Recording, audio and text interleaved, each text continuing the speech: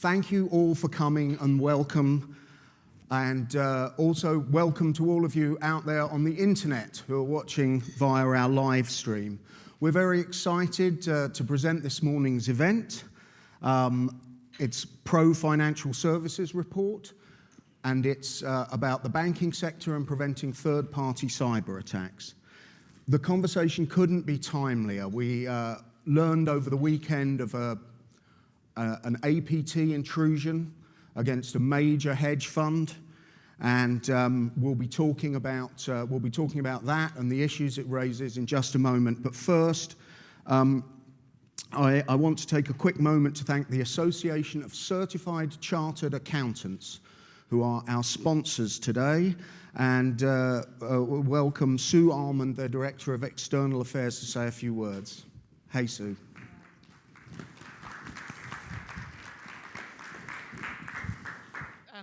Thanks very much, Sean, and I'm loving the accent. I feel very much at home. I'm here with a couple of colleagues from our US office, and we are delighted to welcome you all to this event. This is a really hot topic, as I'm sure you're all very aware, and it's great to see so many of you from so many different walks of life. Just to put a little bit of context, the World Economic Forum's report in 2011 noted that cybercrime is the top on the list of risks, above things like weapons of mass destruction and resource security. I think if you look back not so many years ago, the real sort of concerns that businesses had were about protecting their physical assets, and there were limits on what crime could actually sort of take place, whether you could pick it up and carry stuff away, for example. And there were also limits on the how global things could go. It was very much restricted to a local area. Now, cybercrime is from different countries. It can affect all kinds of business worldwide. As a global accounting organisation, obviously this is really relevant for us and our members. We have over 500,000 members and students worldwide in over 170 countries. More than 4,000 of which are based in the US and pursuing successful careers here. And the impact that cybercrime can have on the business as a whole really affects all areas of the business, including the finance function where a majority of our members will be working. You have on your tables, and I'm sure through the internet, a summary of the research that we carried out on cybercrime. And there are some really interesting snippets in there about what people are experiencing and the impact that this has. 23% of the respondents noted that they had experienced some form of cybercrime over the last year. And it highlights some of the risks, not just financial, but also reputational. 40% of the respondents cited reputational damage as the biggest fear that they have. And I guess you can see that with things like eBay and the password corruption recently. We also highlight what businesses can do to combat some of this, and there are various tips in there as well.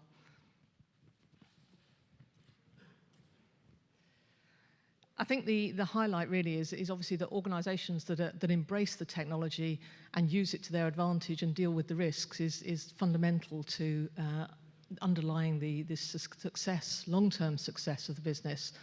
And so this is something that is just so relevant to all of us.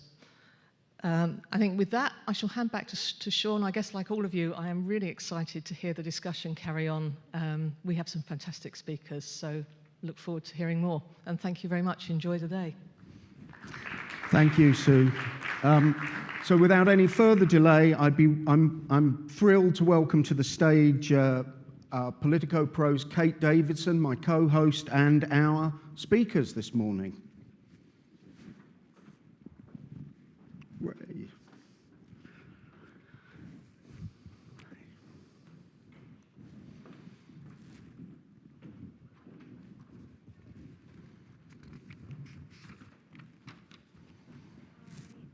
Good morning, everyone. everyone. Thank you for joining us.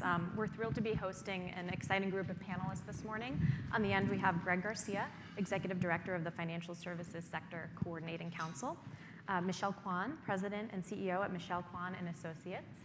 We have James Lewis, Director and Senior Fellow, Technology and Public Policy Program at CSIS, and Larry Zelvin, Director of National Cybersecurity and Communications Integration Center at DHS. Before we get started, we want you to be part of the conversation, so please don't forget to tweet your questions to @Politico Events and use the hashtag #ProFSReport, and we'll be tracking your questions on Twitter, and we'll take a couple of those during the event. But without further ado, let's get started. I'll kick it over to Sean. So, Greg, if I can start with you from your new perch as Executive Director of FISIC, which represents the finance sector. Banks are considered generally to have some of the best cybersecurity of any of the critical infrastructure sectors, and they talk a lot about it, but are they actually doing enough? I think they're constantly on the cutting edge.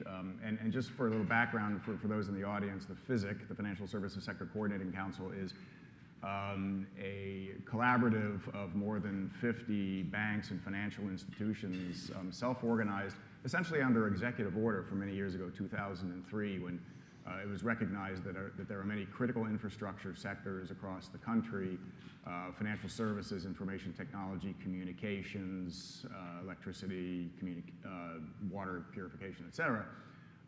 And their primary mission is to identify threats, cyber and physical threats to the infrastructure, and work with federal partners and other critical sector partners to mitigate those threats. And for the cybersecurity in particular, banks and financial institutions are spending millions and millions of dollars every year, not only on the latest technologies, but on best practices and services to protect the information, the technology, and all of the data, and all of the transactions that take place in the financial sector. So on top of that, you have a fairly robust regulator community, and they are looking not just at how banks themselves are protecting data and technology, but how their vendors are doing that. More and more you see just last fall, the Office of the Comptroller of the Currency that it had issued additional guidance on third-party risk, vendor management, and how banks ought to evaluate not just the security of the vendors and their technology or the service providers, think of law firms or other back office functions, but also how their third-party vendors, the vendors' vendors, are doing with security. So it's not just third-party risk, it's fourth-party risk and fifth-party risk, and you really need to evaluate the security of the supply chain, the technology and the services, all the way up to the point of deployment to the financial services sector, because there are many critical functions across the banking sector where you not only need security, but you need availability, uptime, integrity, non-repudiation, all of those aspects of security. So they are doing, there's never enough, right? It's plus ça change, plus c'est la même chose. It's as long as there's technological innovation, there's going to be new vulnerabilities and new threats. So just as technology evolves, so do the threats, and we have to constantly be on our toes. So we'll talk a bit more about the supply chain issue in a moment, but let me ask all of you really, but perhaps Michelle first. What is the litmus test? What should we look for, you know, when we're looking at these companies? What's the litmus test that they're doing enough? I mean, if it's not that they haven't, well, no, let me not put words in your mouth. What's the litmus test? Well, from a user perspective, the litmus test is really hard. From a user's perspective, there are things that you need to be doing personally for yourself to protect yourself, whether the institutions that you're dealing with are secure or not. Checking your credit rating, checking your credit statements, reacting quickly, using your card wisely, things of that nature. Because a lot of the technologies that you see when you log on to your accounts, many of them are all using the same technologies today. And really the key to whether or not an organization is reacting, and I'll use the word reacting well to incidents because it is impossible to have a completely secure system, is really a very internal process and has more to do with wrangling in politics and being able to raise security issues up to the board level than it does with actually deploying technology. Deploying technology happens. It happens every day. Whether that technology is deployed and then acted upon, whether or not the incidents make the level in the organization that will be able to have architectural changes made or new technology deployed or changed or some type of defensive posture happen in a quick manner is actually pretty rare because the political environment is often difficult for that technical change to take place. So it's really hard from the outside to look at an institution and say, yes, that institution is doing well. But when you get inside and you see the way the world happens within, it becomes evident. Does anyone else want to jump in? Because I have a follow-up, but I want to give you a chance. I mean, I'm curious if you think, Michelle, and I'll pose this to the rest of you as well. I mean, do boards of directors need to be playing a bigger role here? I mean, it seems to be something that regulators are concerned about kind of across the board, risk management and board members posing credible challenges to management. Is it hard to find folks who can do that? We need to create a balance with this. We're never going to find the board of directors has many different challenges, more than just cyber. So to say we're going to create a board of directors that understands cyber is a difficult challenge. But those of us who do this need to understand how we articulate that message up the chain in a way in which they'll react. That's partially on us as professionals to learn how to do. So I don't think a change in the board. I think, yes, this needs to, at times, depending upon the risk, be raised to the board level. But the politics internally have to be such that that can happen. Mm-hmm. What do you think, Jim? Well, I think that most boards have risk committees, and they look at foreign exchange risk and interest rate risk and the other risks that are out there. And these are things that can be audited. So one question I ask when I meet with people who do this is, does your board have a risk committee? Almost everyone says yes. Then I say, do they look at cyber risk? And increasingly, I think the answers are yes. Boards are beginning to add cyber risk to the portfolio of risks. So risk management committee must be looking at cyber. Think about how you audit it. Think about how you assess that risk. Because where I get worried is that companies can be doing enough, and there's an easy measure. Are they still in business, right? But that doesn't mean they're not underestimating risk. So bumping it up into the risks that boards consider is a good goal. The US is ahead of other countries in this, by the way, in that more boards here think about cyber risk than you find in other places. But ultimately, I think that's where we're going to end up. So perhaps I'd offer, then the question, are companies doing enough? My answer is pretty simple: yes, no, and maybe. It's all over the place. There is no one standard. Each company is different. And I'll tell you, each company is evolving. I spend a lot of time in New York. I was just in San Francisco, get to meet with a lot of folks, work across a 16 critical infrastructure. I'll tell you, finance is necessarily different than energy, that's different from chemical. And I think the difference about finances is that they've been getting attacked far more than just about anyone else. I think the only one that even comes close is the energy sector, and they're also incredibly focused on it. So you look across the other critical infrastructures, what I worry about is they may not be watching it as closely. The best partners we have are victims or former victims, and then all of a sudden they get it. There are a number of retail companies, and we won't identify who, that their main business was selling stuff, and then all of a sudden they have a major intrusion, and now cybersecurity is topic 1, 2, 3, all the way to 100. It's how do you get ahead of that? How do you really understand what to do about it? As I talk to a lot of folks in the financial sector, there is a perception amongst some, not all, that you can buy things to make this go away. That you can buy appliances, you can buy products, and then you can get back to your normal business and just kind of move on. I'm of the opinion is you have to have some personal skin in the game. No one's going to look at your stuff better than you. You can't necessarily outsource it all. Can you pay people to do certain aspects of it? Yes. But you really, in my opinion, need to have people that are really focused on this within the company. And I think the biggest struggle is what do you do? And I think that's an evolving answer, and it will continue to evolve. Well, and I think Larry and his National Cyber and Communications Integration Center is evidence that different industry sectors are treating the cybersecurity problem as a serious one, with a recognition that everybody needs more information.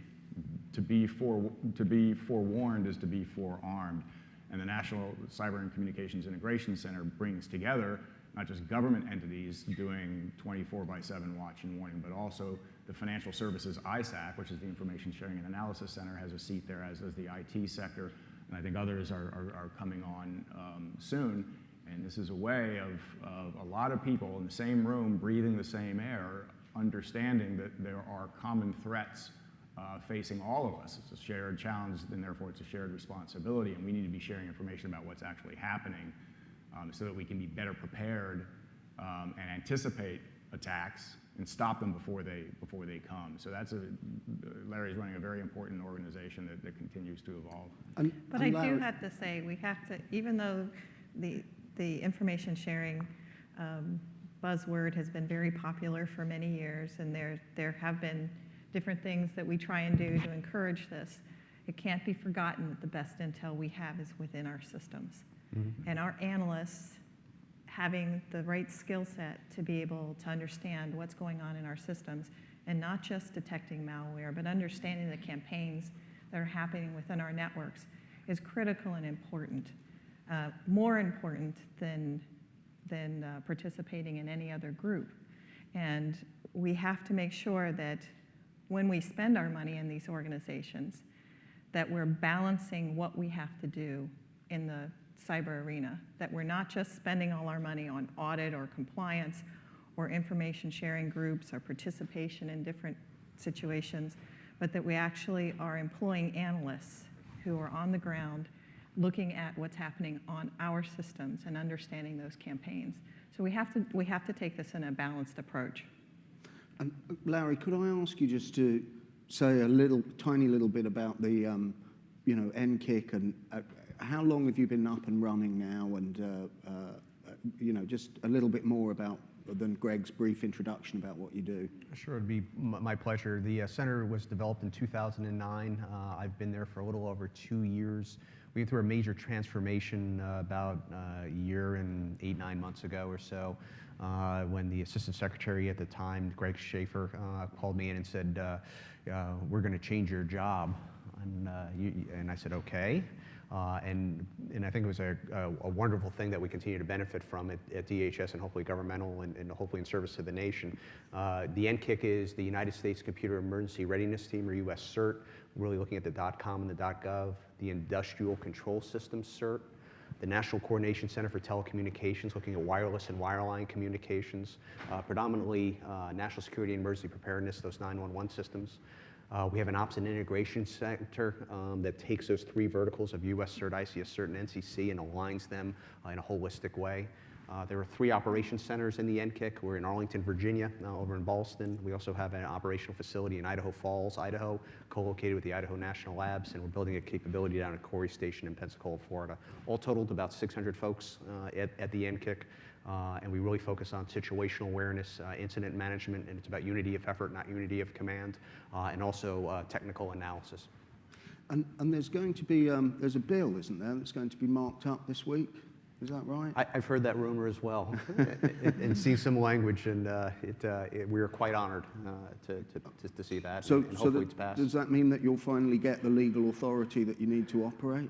Congress will determine, and then the president will decide. But again, it is really we're quite excited about the opportunity, and that there are folks in Congress that are looking at making our authorities. One of the greatest challenges we have, I'll tell you, is our primary authority, and I'm sure I'll hear from my lawyers later, is the Homeland Security Act of 2002, legislation that was done quickly to meet a terrorist threat of airplanes hitting buildings. One of the challenges is that when and we work very closely with the FBI and the National Security Agency and the FSI-SAC, and I could go on, but our partnerships are quite robust. We don't do anything on our own. One of the challenges is that when you tell a company in any sector that you've had an intrusion discovered by law enforcement or by intelligence, and we offer services, we have to do an assistance request. We have to be invited in, which we don't have a problem with. But then the attorneys go, well, what's your authorities for this?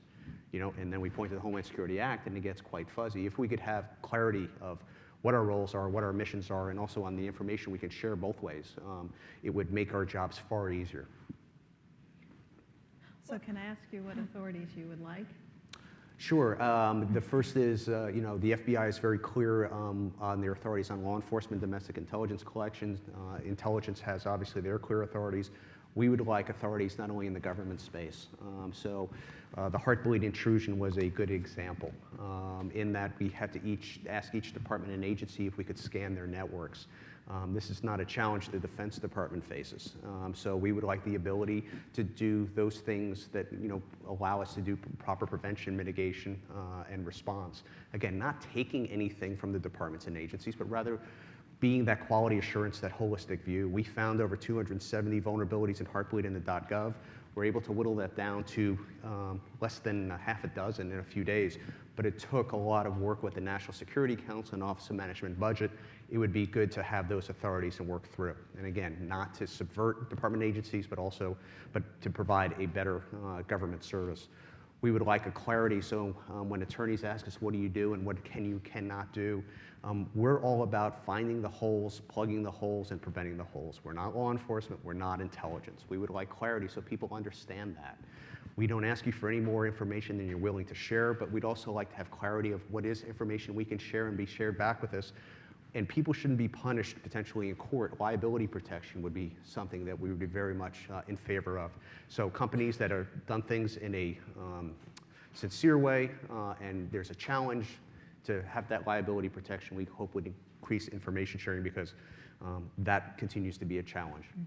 And there are bills now, I think, passed by the House and being under consideration by the Senate to do that, right? CISPA and CIPA. It is. I mean, and it still is.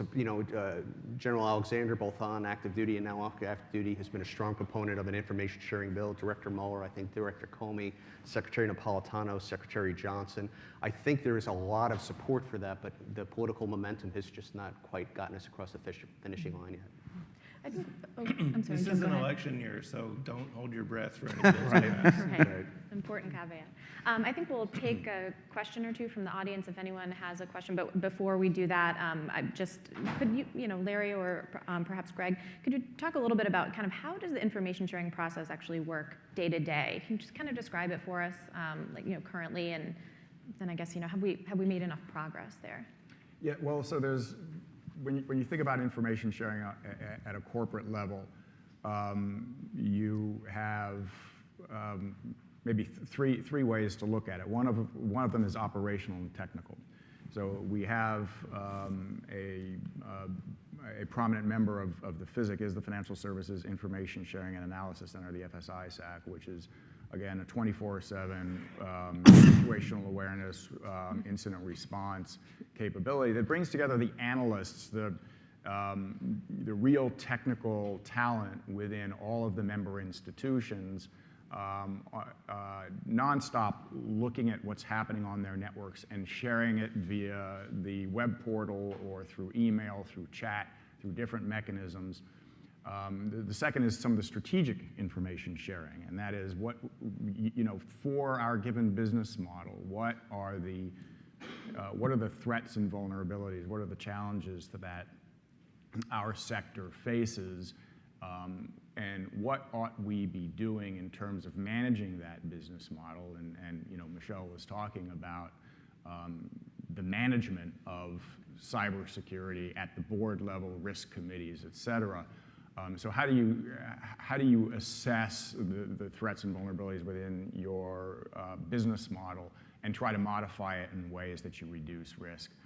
And the third way is really how you interact with the government, because the government has certain information that the private sector doesn't, and the private sector has information that the government doesn't. And to the extent that we can sort of aggregate that kind of intelligence, the better off we are.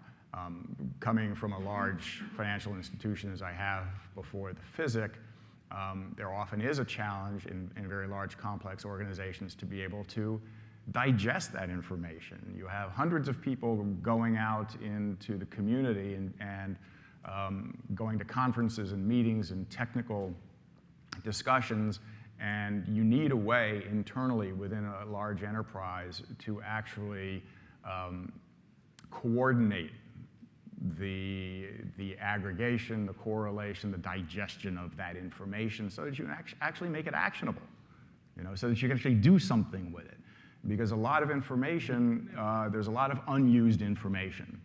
And if it isn't used, it might as well be a hallucination, because you actually need to make decisions based on certain actionable information. And that's really a challenge for any company, is to be able to take certain types of information, understand its impact on your business, and then make decisions based on that information that will help protect the business. And Greg, that's actually the most incredibly important part here that I think is missed repeatedly, and I think in the Heartbleed situation was completely missed, was that the entity needs to be able to make the risk-based decision of whether or not that's the most important thing that they need to look at that day.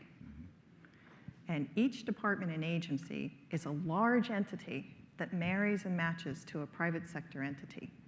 It's not just one big government, it's not one big WAN.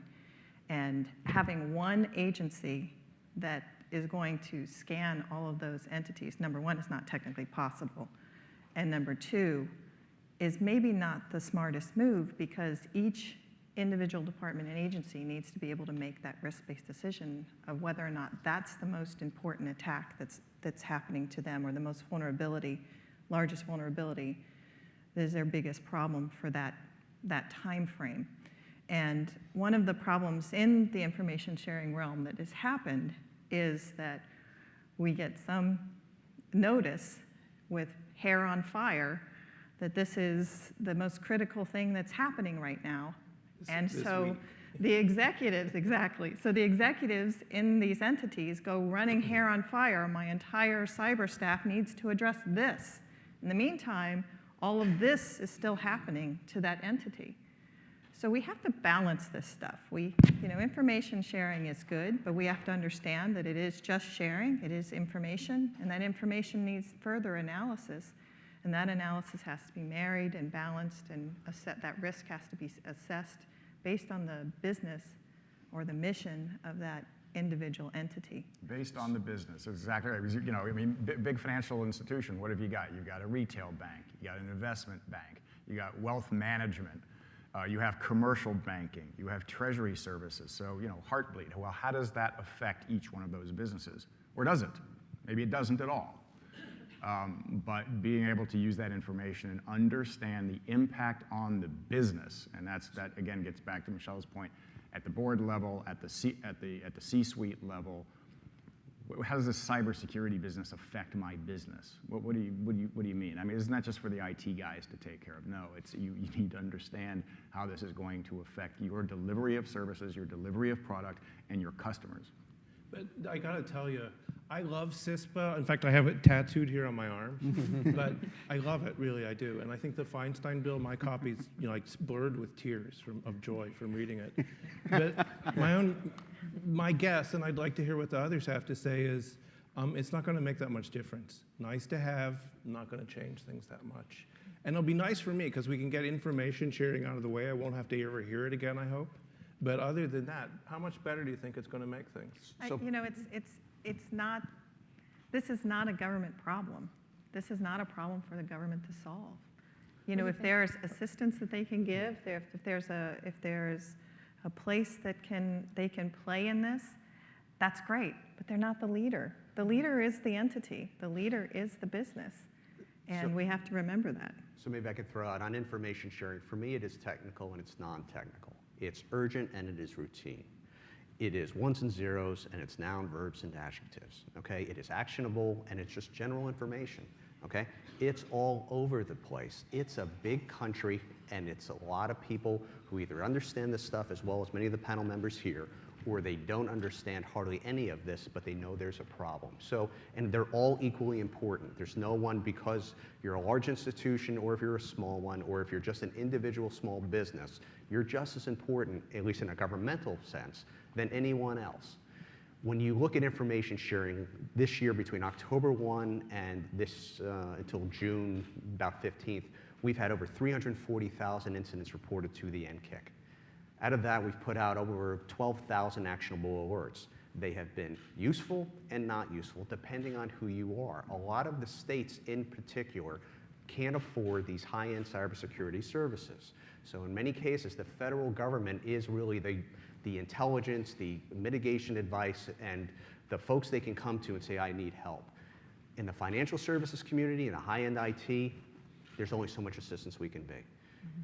But we can still be of assistance. I will tell you, there was a notable DDoS attack last week where a bank actually told me before U.S. intelligence, okay? U.S. intelligence is phenomenal. They do great jobs. Same thing with law enforcement. But there are businesses out there that are getting information to us as quick as, if not faster, than U.S. intelligence. That's really neat. I think that's a great thing. But you then have to distribute that information so others can use it, and they can make risk decisions. And again, we'll make this spirited. In Michelle's comment, we did scan the entire .gov. We did it 6 or 7 times, okay? And we were able to show improvements each time. Heartbleed was important because, I don't know if you know, back in April, there's certain things that are due every year in April. It's called your taxes. If the government had an intrusion and people's tax information was being stolen, that would have been a problem. There's also problems as people work with the Veterans Administration across the way.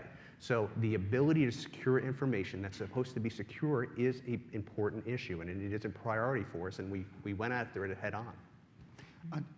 Just on the legislative question, though, Larry, I mean, do you take Jim's point that, you know, I mean, one hears occasionally that there is a certain amount of sort of smoke screening by some businesses talking about, oh, well, our legal office says we're very concerned about this, and I mean, really, it's just because they don't want to do it. I mean, you're such a cynic, Sean. You know, it's kind of all over the place. I mean, you know, we keep looking for that one standard, that one way of thinking, or that one way, and it's all over. You know, one of the challenges we have, and I'll tell you, we work in closest partnership with the FBI. The FBI comes in, they have authorities, it's clear. It will sometimes take DHS 2 or 3 days to work through the legal processes. And here's the thing, I'm not putting down lawyers. I think lawyers are great. They keep you out of jail. Okay, that's an important distinction. But there's nothing in the law that says, hey, by the way, you can work with DHS on these things, and these are the things we expect DHS to do. That's what we're really looking for. So when we're asking for assistance, we can do this in an expeditious way that the attorneys can point back and go, you have the clear authority. We have some policy there that's helpful. It would be far better to have statutory clarity. But Larry, as you do this, are you also going to have the staffing to do that and the procurement capability to do this? Yeah, and you know, it's not without challenge, Michelle. I mean, we have a schema within the NCIC in that, you know, we will work with the US cert and ICS cert assets that we have. When those are finite, you know, I'll be honest with you, I'd like them to be more robust. But once those get succeeded, we'll reach out to governmental partners, NSA and FBI. From there, we have surge capabilities that we can hire from the private sector entities to help us. And then last but not least, we'll reach out to the Defense Department. So we have a scaling of things that we can do, and we can plug and play as need be. But you know, as you look at those high-end events that are kind of interesting to talk on panels, and I come from the physical disaster community, okay? Natural disasters, man-made. There are scenarios I can give you will exceed those capabilities here, there as well. So you've got to do it in a measured way, you've got to do it in a thoughtful way, and I think there's more work than we can do here. But we need to distinguish, I think, and maybe you could help us with this, is NCIC and DHS having the same authorities over civilian federal networks that DoD has over national security and military networks. That makes perfect sense to me. Okay, so if that comes out of the legislation, great. What I don't understand is what your authorities will be in relation to the private sector, because I don't think you're going to get any more authority. You're still going to need them to say, yes, we want you to come in, right? You're still going to need permission. Absolutely. Yeah, no, and I thank you for that, and absolute clarity there. What we're seeking from a governmental side vis-a-vis the private sector are very different. It should all be voluntary in the private sector. They are the owners and operators. It is their systems. We look for clarity on the assistance we can provide. But it should always be voluntary. It should also be agreed upon. We're not law enforcement. We're not intelligence. We want to help support and then take that information. I'll tell you, one of the more important statutory authorities we have is protected critical infrastructure information, where we can work. And this really is a big issue with the ICS community, where we could work with them and not have to publicly disclose who we're working with. That really provides value and an ability to share and work with them on these really difficult, often nation-state problems. Mm-hmm. I want to take a pause for a minute, see if we have any questions from the audience. Right there. Someone's coming around with a microphone for you. You haven't talked yet about... Could you use the microphone? Sure, yeah, no problem. You haven't talked in information sharing. Two things you haven't talked about. One is the risk of overload. That is, there's a lot of information that really isn't going to be useful to share, so how do you deal with that? And the second is the role of machine-to-machine information sharing, so-called real-time, and the potential benefits and risks associated with that. So maybe I'll start. Information overload is spot on.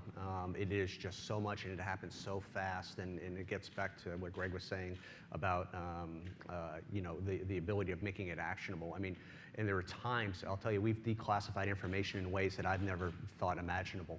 I've had a security clearance for almost 30 years, so I am as old as I look.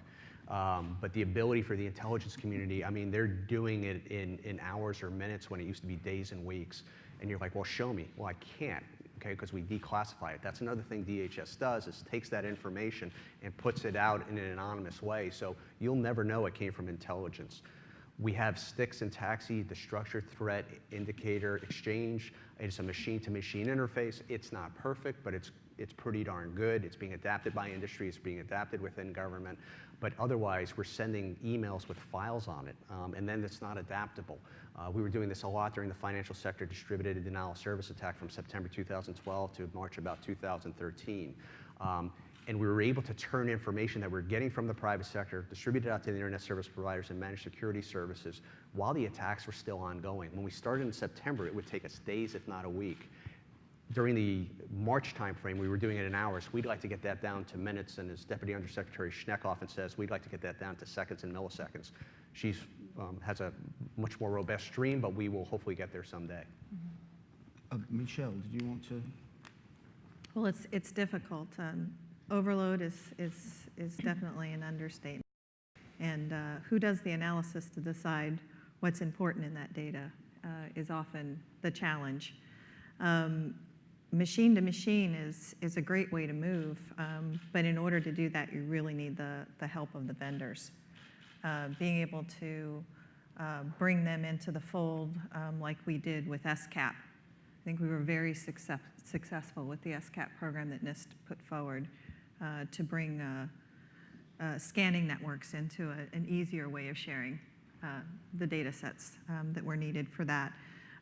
But it's harder with sticks and taxi, and it's harder with this kind of data because who's going to look at it before it goes right into your machine, which is why we really need the help of the vendors in this case. This can't be just a governmental program. This has to be an encouragement of the vendors to start using the same data structures. Well, and the users as well. I mean, to really drive the vendors toward it. So Michelle and Larry were talking about sticks and taxi. For those not familiar, sticks is, and not pondering over the acronym, but sticks is basically a common nomenclature for how you talk about cyber threats and other threats.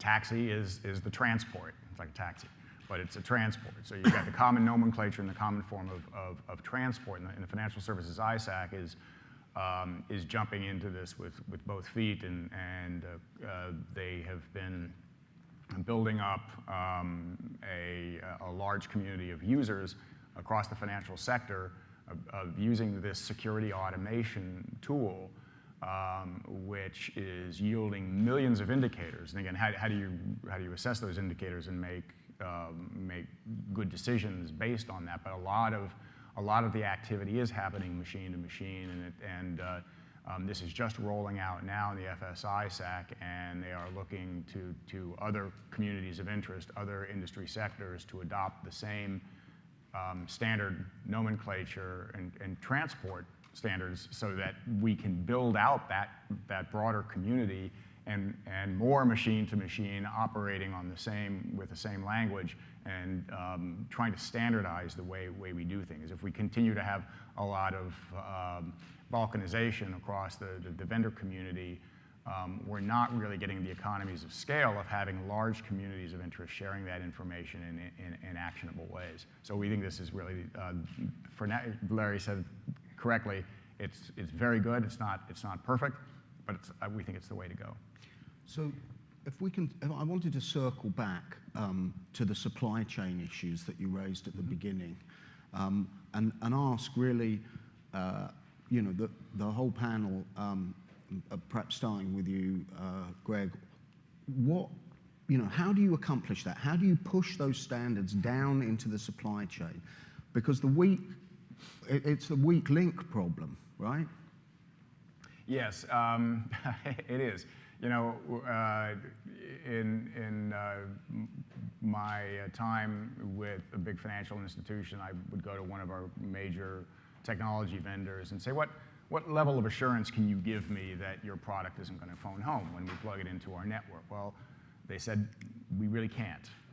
Because of a global design, development, manufacturing, and distribution process, it is extraordinarily difficult to put the controls at every step along the value chain, along the supply chain, that's going to provide a level of assurance that there isn't some kind of surreptitious implantation, malware encoded, bad hardware, et cetera. So getting to that is really difficult. There was an effort by something called the Open Group Trusted Technology Forum, a number of vendors understanding that they need to be able to provide their major customers some level of assurance, and they would rather do that in a standardized way rather than have each one of their major customers come to them with their own individual requirements, which would really which would cause their supply chain to collapse in the sense of having to customize supply chain security requirements for each and every customer. Likewise, for a major company, trying to get to a common language, a common standard of requirements for vendors is also very difficult. When you think of a major acquisition process in a bank, who's involved in that? Well, you've got your contracts people, you have your IT architecture people, you have your security people, you have your legal team. You have business operations who actually have to deploy that technology for the benefit of their customers. 2 or 3 other staff functions across the company have to coordinate and say, okay, these are the standards that we are going to hold our vendors responsible for, and we're going to have to prioritize our vendors in order of criticality or in categories of criticality, so that the highest, most critical vendors are going to have the most stringent standards, and then you have this cascading effect. Doing that within a complex organization, which is something that I started trying to do when I was there, is a big lift. So the challenge is both on the vendor side, meeting customers' needs, and giving their customers some assurances that their vendors down the supply chain are also secure. And then on the internal corporate side, doing the acquisition, it's an ongoing challenge, and it's never a dull moment. Greg, do you think that there's room here for the bank regulators to do more? You mentioned that the OCC put out some guidance last year. I mean, do you think we'll see more from them? Is guidance enough? Something more formal? Well, I think there's quite a lot of guidance already. OCC, the FFIEC, the Federal Financial Institutions Examination Council, several others, I think, are offering guidance. there's a limit to the amount of specificity you can provide because you do have different business models. And I think it's appropriate that, particularly for small and mid-sized banks that are just coming into this space, they do need some guidance, but there also needs to be a balance. To the extent regulatory guidance increased costs, those costs are transferred to the customers. It can reduce innovation. So you want to be careful about unintended consequences of having too much regulation. Well, I think it's really important to look at this as a big puzzle, lots of pieces. And how do you balance those pieces, and how do you look across an entity and manage that's called cybersecurity? It's a management tango, whether it's managing the information that you need to collect in order for a regulator to be satisfied, versus whether you're collecting information so that you understand the baseline of your network, you understand the security posture of your system. They can be the same and they can be very different, and one can outweigh the other in cost. One is much more important, but often gets less attention because one will slap you harder than the other. Or the executives, they don't understand that actually understanding the baseline and the security of your network is so critical and important. So being able to understand the balance of how much compliance do we do versus how much information do we need in order to address the IT weaknesses, which are what we're talking about here. We talk about cyber and we talk about the attacks and we talk about information sharing, but in the end, this is a technical IT issue. It's a vulnerability. It's an architectural problem. It's a vulnerability in a piece of software that needs to be corrected. So the detection piece of this is 10%. The correction piece of this is 90%. And we're often misbalanced in trying to chase that tail of cyber, and we don't ever get the IT part of this fixed. And we need to be able to turn this picture so that we understand what that 10% is and keep it at 10%, so that we can actually get that 90% fixed. So we're almost out of time, but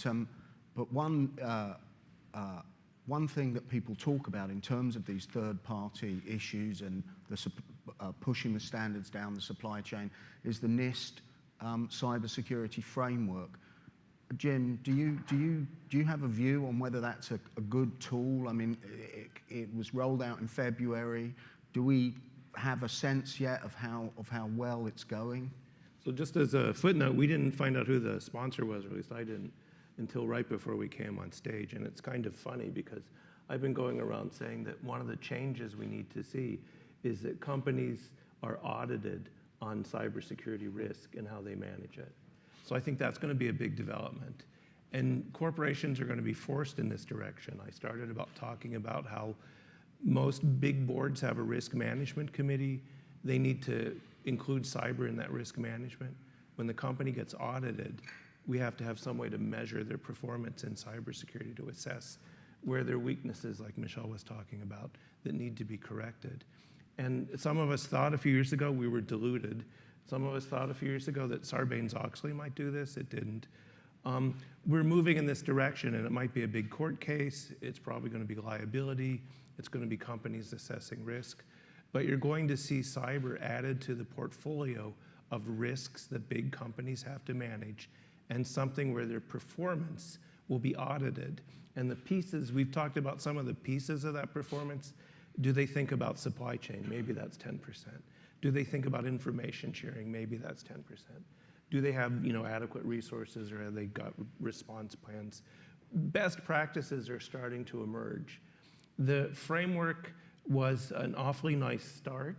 It's a little hard to read. I've tried reading it both front to back and back to front, and But I think what you're going to see happen is we're in a process here where companies will begin to incorporate cyber risk into their thinking. It will be something they're audited on. It will be something they're held accountable for. This is why companies hate the framework, because they think now there's an increase in liability, right? At least some companies. But we're going to see standards emerge that will say, these are best practices. Why weren't you doing them? And then they're going to go back and get audited and say, hey, how come you're not doing this? So this is the world. If you believe in this voluntary stuff, this is the direction we have to move, right? And the framework is a useful part. The framework's going to look really different a year from now, right? Because it's got all this stuff in it now. It's got like how to make, stir-fried rice and all sorts of, all the peripheral stuff will fall out as really best practices emerge, and that will come from company practice and from company assessments of risk. So good thing to have. Sure, it's great. Let's see how it plays out. So if I can maybe offer on the NIST framework, I think as you go around the country, and I encourage you to continue to ask this question, in some places it's going to be, boy, that NIST framework is the most basic thing. We've been doing that for years. There's other places you're going to go, boy, that NIST framework, I don't understand most of these words, and I don't know what you want me to do, okay? It's all over the place, but it's trying to level the tide. It's trying to get across all the 16 critical infrastructures and others besides those, the state, local, tribal, territorials, the government, our international partners. Here is a base framework, okay? And I think Jim's spot on. It is meant to be a start of a conversation, not an end. It is meant to be not compulsory. So, I think it's a pretty good start. I think it is very useful, but I think it will look very different, and hopefully it will look very different as time goes on. Very quick comment on supply chain. Everything in cyber is hard, and I say that with some intended humor, but when you look at supply chain, it's the hardest in my mind, at least for me. There are so many scenarios I can come up with that are just, make your head hurt. But that one, more than any other, as I look at it, is probably the most challenging. Well, we are now out of time. I'd like to thank everyone for coming. Especially, I'd like to thank our panelists who have been very generous with their time and their insight. And I would like to thank our sponsors, the Association of Certified Chartered Accountants. And we look forward to seeing you all at the next Politico event.